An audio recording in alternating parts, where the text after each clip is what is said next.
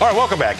President Trump, last Thursday at the prayer breakfast, he said he wants to root out anti-Christian bias in the U.S., announcing that he was forming a task force led by Attorney General Pam Bondi to investigate the targeting of the Christians. Now, he said at the National Prayer Breakfast that he also said that the task force would be directed to immediately halt all forms of anti-Christian targeting and discrimination within the federal government. Now, he's speaking softly and carrying a big stick. But Trump is showing us another side of him, I think. He's talked about his life-changing moment at Butler and that bullet that just grazed his head and ear.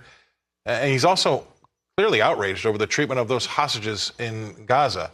Now, he appealed to even Mark Fogel's 94-year-old mother to get his son back. And he recently said he wants his legacy to be a peacemaker. Now, my next guest will have some thoughts on this, I'm sure. Please welcome to the show, Dr. Carol Swain. Doctor, is this something that's always been there, or is this a new President Trump, maybe after what happened to him at Butler? Those of us who have known President Trump for a number of years have always seen the soft, compassionate side of him. And, you know, he cares about regular people, not just, celebrities. And so I think that his change, we can call him Trump 2.0, that he is a person that is more confident. He knows what he wants to do. And I believe that those closest to him would say that he has had an experience with God. He's drawn closer in that direction.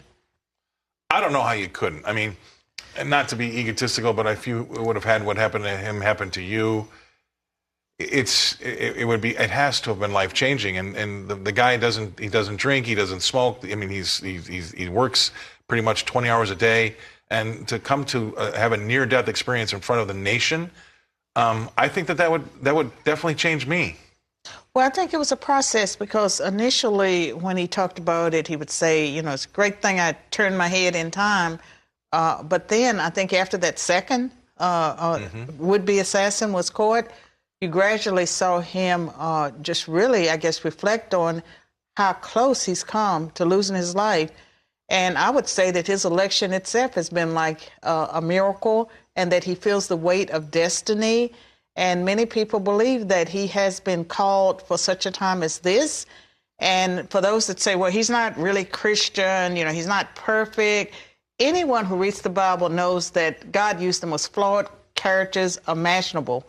Like, perfection has never been the standard, and even being a believer is not the standard. And he's up against so much. And I think, though, this Trump 2.0 and what he's been able to do with Elon Musk and what's been going on basically under our noses for the last 50 years, it seems like, he's got a lot of good political goodwill capital that he's going to be able to spend here to try to bring this wasted, bloated government spending into line, and maybe he can use some of that goodwill capital that he's built up with the election and the near-death experience to turn us around and put us in the right direction. All I do know is this is an aircraft carrier, and it takes a long time to get it turned. Well, in political science, we talked about the first 100 days of a presidency being the honeymoon period, and that was when the president could get through his agenda most easily. Well, are we at day 25? And look what's happened. I mean, he has a lot of time before he gets to the end of the first 100 days. But what's coming out is that, unfortunately, there are some landmines that have been left behind for him to try to trip on and blow a lot of the things up that he's been trying to get across. We just got news this morning on Zero Hedge about almost $1 trillion worth of spending over the last 4 years that has been wasted by the Biden administration. And they've set the economy up so that it's going to be extremely difficult for him to right the ship. He really has a difficult, monumental task in front of him because of that. Well, since he is not planning to run for re-election, he could actually do more.